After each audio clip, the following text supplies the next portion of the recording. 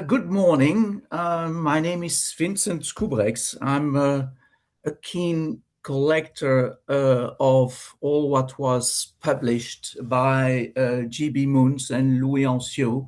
Both were 19th century stamp dealers. My presentation today is focused on the literature and catalogs, early catalogs they published, and starting as soon as 1862.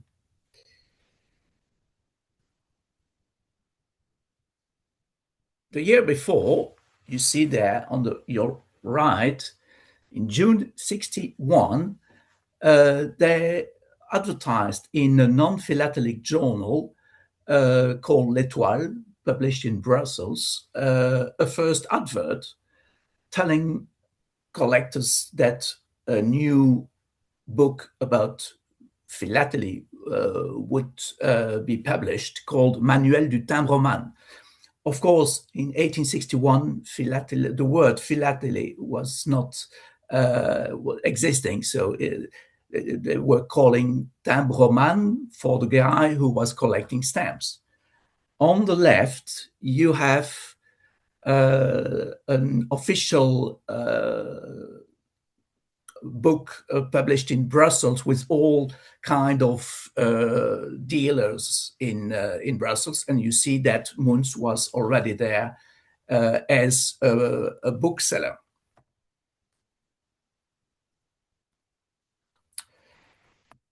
You see here one of the nice visiting cards published by Moens, and the engraving was used as a heading on the letter on the right, letter signed by a certain Mr. Moens, but as some of you might know, the handwriting is a handwriting of Louis Anciot. Just the little story behind those two guys. Louis Anciot never, during the whole life of J-B Moens, for whom he was working, Anciot never signed with his own name, but was corresponding with the whole world in signing Moens. That's here the famous Galerie Bortier, so that's the 19th century gallery where the first stamp shop was opened in 1862. And you see here the very first document that I could find, this time well signed by Moens. It was written in July 1862. It has nothing, unfortunately, nothing to do with philately, but don't forget that Moens was a book dealer, and here a publisher, and here he's acknowledging sending of some books to Liège. That's 100 kilometers from Brussels, and there was you see that on the left, 8 kilo books sent to a certain Mr. Gauthier, who was also a librarian, a book dealer. He's the first advert ever about philately. That's an advert where Moens used, of course, the well-known illustrated envelope for the penny post, and he just replaced the description there on the upper right of the envelope with his name, what he was selling, timbre poste pour collection, and where he had his shop, Galerie Bortier. Very interesting is the guy that the letter was sent to, Dr. Gray. You see him illustrated on the right. He was working that time at the British Museum, and he will, a few months later, publish his own catalog. You see here, we are in July 1862. And funny enough, this same envelope was illustrated 111 years ago in stamp collecting, and you see it's exactly, of course, the same envelope. It's already in those very early years, in 1915, the collectors were found that interesting to show such early memorabilia about philately. A very interesting copy here. That's the first catalog. You have seen the advert in June 1861. This is the Manuel du Collectionneur, so the first catalog they published. And this copy was sent to Paris to protect authors' rights in France.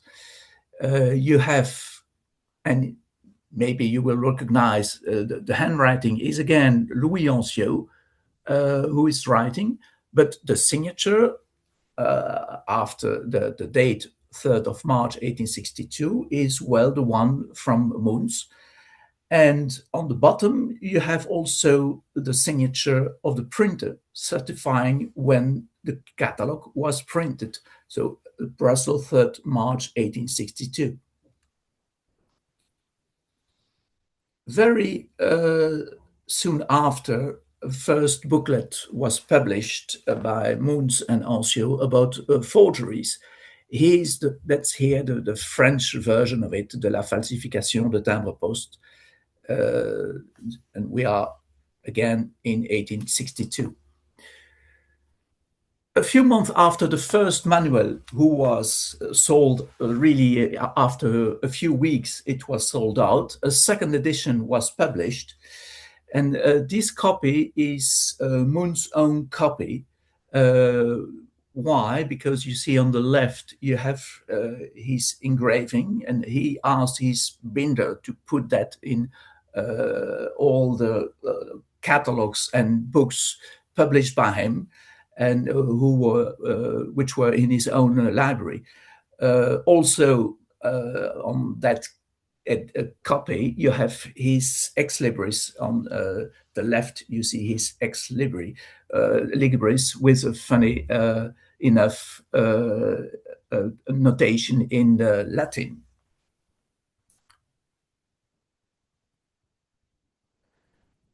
A year later, in February 1863, was issued the first journal of the two guys. You see there, Le Timbre-Poste, Journal du Collectionneur. And this format was really not handy because it was a large size journal, and it was quickly replaced a year later by an octavo format.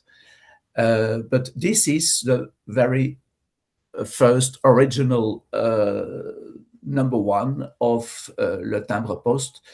Le Timbre-Poste is well known as a journal because it was issued for 38 years, but we will see later the octavo format with a nice engraving on the upper part of it. To advertise also about the first catalog published in 1862, the two versions, Moens published separately illustrated plates. And this is part of his journal, as you can see, as a supplement of his journal, Supplément au Timbre-Poste. And it's stuck on the paper on the right. You have a copy of part of the plate, just to show how nicely the engraving was. And you have a summary on the second part of your screen with the different livraisons. That means that each livraison were containing 3 or 4 plates, and they published a total of 64 plates, so sent separately to collectors for 1 franc for each livraison. That's how it looks like. You have here livraison number one there on the left. You see that it has been sent by the post. You have the handstand there from Belgica Kievrin. And you see on the right one of those first plates and how they were looking like. This is again a copy of the that illustrated envelope with the advert. Interesting, very interesting, is that this letter was sent to a certain Mr. Belleville. Mr. Belleville was one of the very first author of an article in Le Timbre Poste. His article was published in number 4 of the journal. And if you look at the date when the envelope was sent in April 63, it's exactly 1 week after his article was published. And as far as I know, this is the very first trace of a journalist specialized in philately. Also very funny and really completely new in that time. They published visiting cards with on the bottom, the name of Moens as editor and his address. And if you look closely to those, here's a better view, you see that the stamps, it's a photographic plate of the first issues of each country and really very reduced to fit such little visiting card.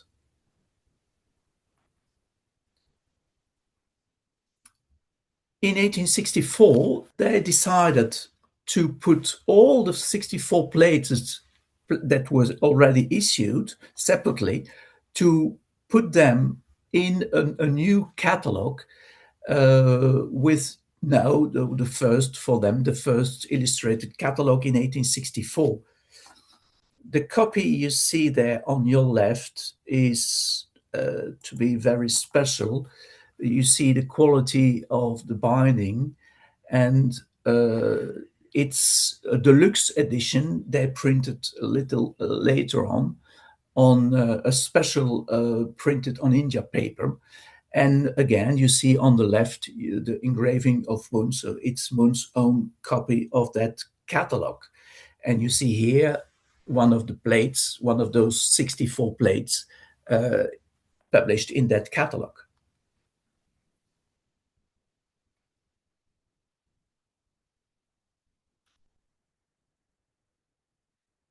The same year, Dr. Wiener translated the Moens catalog, and this catalog was published in England as illustrations of postal stamps.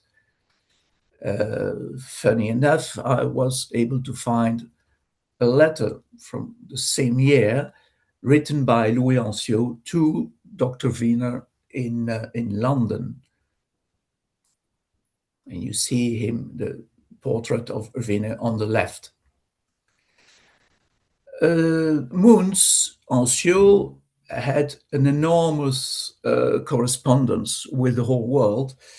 I just show here a selection of interesting people who were writing to the Moens company. Here you see Pierre Mahé. Pierre Mahé will be the secretary of Ferrari. And you see here a reply card sent by Mahé to Moens. Another very important dealer in the 19th century is here Emilio Diena, again on a reply card sent this time to Louis Anciot, to his own address in Brussels, Rue de Florence. Again, somebody very important for the history of philately, E.D. Bacon, asking in 1886 a copy of the new issued Almanach de Timbre Poste. And you see here it was sent to Mr. Moens, again, Rue de Florence, but 42. And you have to know that Moens, Jean-Baptiste Moens, was living at Rue de Florence 42, and Louis Anciot, working for Moens, was living just near Rue de Florence number 40. Another important philatelist, Castle, president of the Royal from 1913 to 1917, and first editor of the London Philatelist. And you see here he's asking if Moens has got some copies of the first issues of Belgium, with a very little drawing on the left showing the watermark of the first issue.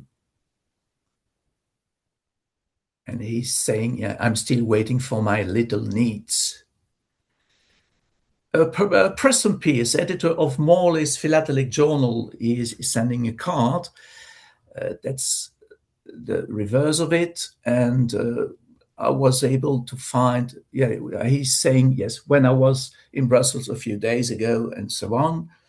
And here is, on the opposite, registered letter sent from Louis Anciot to Pearce in Plymouth. Westerby, editor of the year, 14 years of the Philatelic Record, was also a very keen correspondent, but he knew that Louis Anciot was, in fact, the guy who had the knowledge. And so he was not writing to Moens, but directly to Louis Anciot, where he was living, Rue de Florence. Very interesting and historical card for me, sent by somebody from Geneva to Mr. Moens. And you see here what that Mr. Philip is writing. Vous voudrez m'envoyer ce que vous avez pour moi dimanche prochain. Could you please send me what you have for me next Sunday? And amazingly, he's saying, yes, to send that in Paris. Here is the English translation, and it's the famous Ferrari, Philippe de Ferrari himself, who is writing to Moens. Moens was involved in the first philatelic exhibition organized in Antwerp in 1887, and he was, let's say, of course, the president of that first exhibition. You have there the medal of it, and they are really, really scarce because there were only, I think, 20 medals given during that exhibition.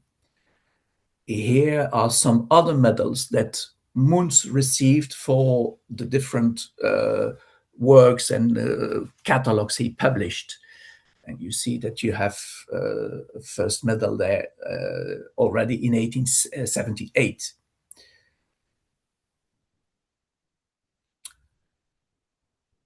Here you see a kind of package sent, registered by Moens' company to the famous Hiram E. Dietz, the well-known philatelist, but he had also a huge philatelic library. And that was a rather heavy parcel because the franking of 1 franc 15 is really heavy, even registered. This is one of the very few letters sent between the two guys. So it was written by Louis Anciot and it was sent to his boss, J-B Moens. You may ask me why sending a cover when they were living near each other. But in that time, the express mail was really very quick, and that means just that Louis Anciot was certainly in the office, and he was sending that letter to the place where Moens was living. And that's the only known illustration portrait of Louis Anciaux. I'm desperately trying to find anything else, but I never found any other picture than that one. To come back to philatelic literature and what was published, I just made here a small selection of really special copies that can be found. Firstly, Moens' own library, we have seen some with his ex libris and often his portrait. Secondly, copies with special dedication. We will see one sent to a copy with a dedication to a Rothschild. And you have also some copies given to the authorities to protect authors' rights. That's one of the first slides you found. I've showed with that first issue of the manual in 1862 sent to Paris. So that's here, Le Manuel du Collectionneur. So we have seen that already, second edition from Moens. That's here the complete set of Le Timbre Poste, so the famous journal starting in 1863 until 1900. And this copy is in color. You have to know that Moens Anciaux published a special deluxe edition with color for each, a different color for each year. And you see here his ex libris here for his own copy stuck on the plate of the first year. Concerning dedication, you have here a copy of the same first year, deluxe copy, sent to Dr. Legrand, well-known, famous collector, and Moens sent that to him. And this is not mine. This really nice copy is owned by my friend Jan Vellekoop in Holland. Here, I told you I would show you something about Rothschild here, sent to Arthur de Rothschild. And this copy is the stamps of Mecklenburg. And you might see a difference between right and left. The first copies had a mistake in the name. You see Mecklenburg without the R. Again, a catalog here, but that's the 5th edition here of his catalog. It's a much thicker catalog. We are in 1892. And this copy belonged to one of the members of Moens' family. And somebody stuck an original photograph of J-B Moens. Again, a copy of Moens' own library, but this time it's the only copy I've seen for the moment of a book not published by Moens himself about philately. Here it's his friend Arthur de Rothschild, Histoire de la Poste aux Lettres, but with his ex libris. To protect author's right, here you have the Timbre de Parme Moderne in Romagne. And again, as the manual we have seen, you have the first declaration signed by Moens, and after to be certified that the book was published a certain date here, 15 September 1878. And you will see that different books were published the same day. Here, Les Timbres du Pérou, the same. And a third one, Les Timbres de Toscane, Saint-Marin et Église. You see, they were printed and 5 days later published. Now, at the end of the stand dealer shop, of course, Moens Anciaux wanted to have some unpaid invoice to be paid. And you can see that between 1898 and 1902, they sent a correspondence to a large number of famous philatelists or collectors here down in Beckton, who was president of the Manchester Philatelic Society. And why am I saying here is Dawning Beckton on the left, and you see here on the right the letter where Moens Anciaux, because it's always Anciaux handwriting here, is sending. That's the only letter we know where that was put in that envelope. All the other ones I have only that those illustrated envelopes, and you recognize, of course, what it is. They are the copies and not reprints, copies of the Melody caricatures envelopes. Here is another one, that's another illustrated envelope, again a copy, sent to E.D. Reinheimer in 1902. Reinheimer is famous for one thing in philately. He made a sketch here, Triumph zu der Philately. So you have here a cottage with a lot of important philatelists in caricature. And fun enough, you have here J-B Moens handing a baby, and after him you see his two journals he published, Le Timbre Poste and Le Timbre Fiscal. Of course, you have correspondence with the same kind of envelope sent to Diana in Rome, to E.D. Evans in London. That's here the portrait of Diana and Evans on the right. Moens was not only a stand deal, as I told you, he was a bookseller, but he was, let's say, a book lover. That's here part of his non-philatelic library. And you see the kind of nice bindings he had. And he was really not interested, let's say, in old 16th or 17th century books, but much more interested in funny books about really completely crazy subjects.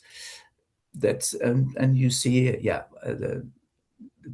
he was really keen and having different book bindings, big book binders who were able to work for him, but always quality. Here is a card sent from Brussels to Austria, and just to show that not only Moens Anciaux were involved in the company, but also some of his sons and daughters.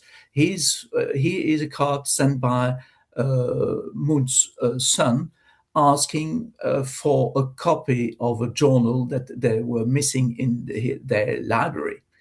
And it's a Philatelistisches Börsenkurier.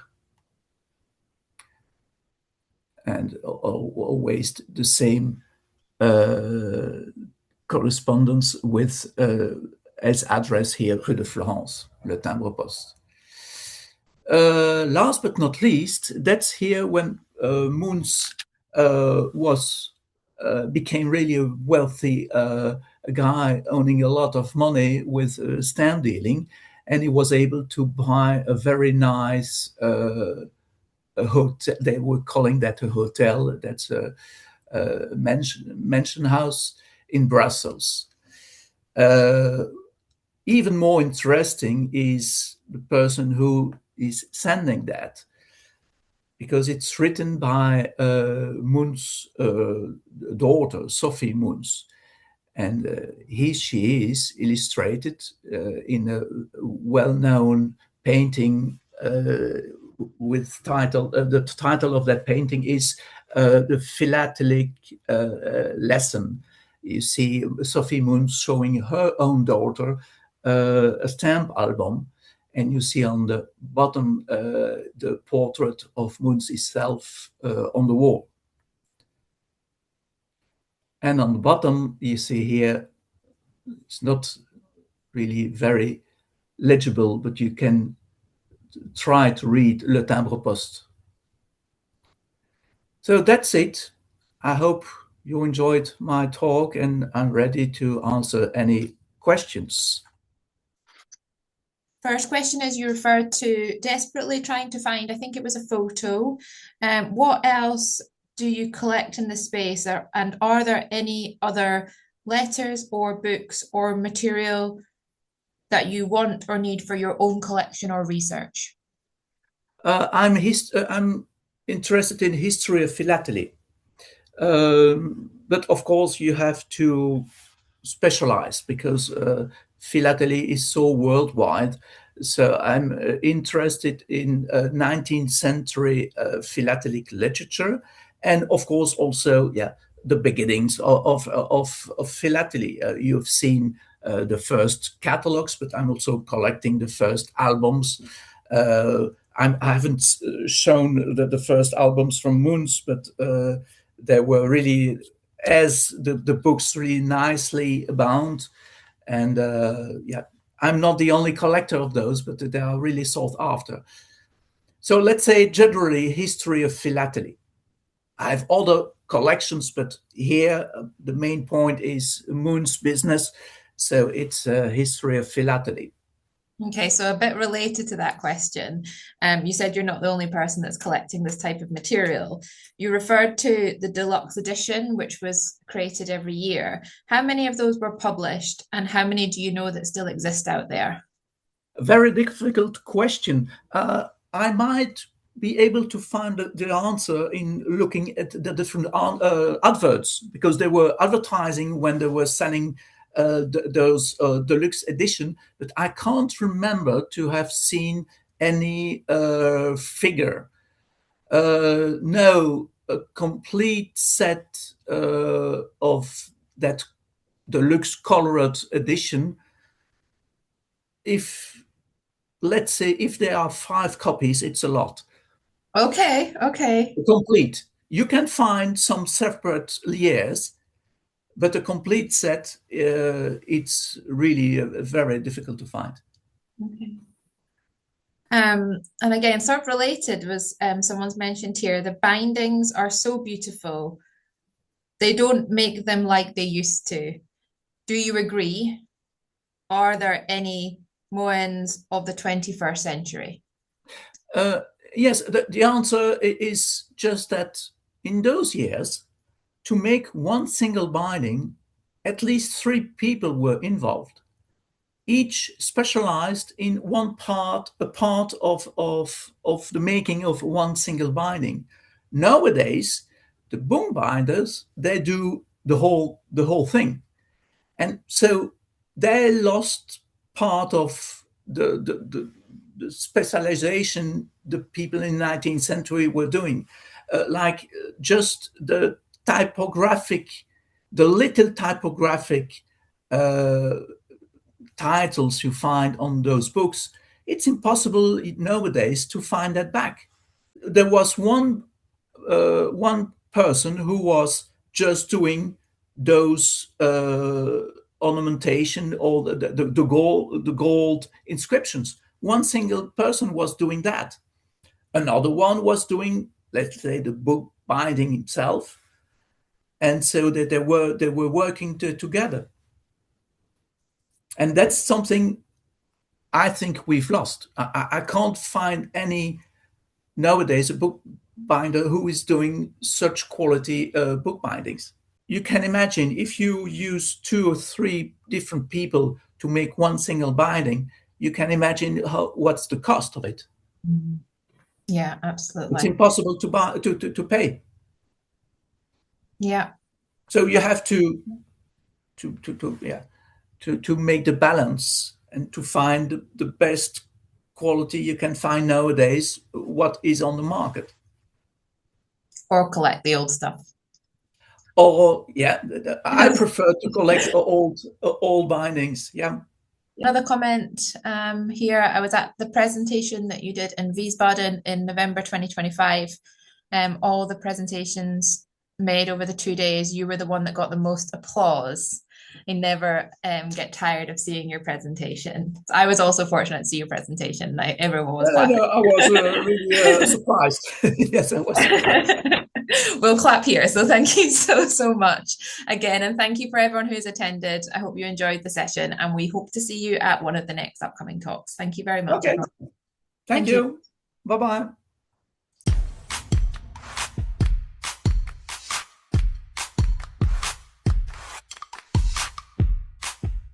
We hope to see you at our next Stampex show, at Virtual Stampex or in person in London.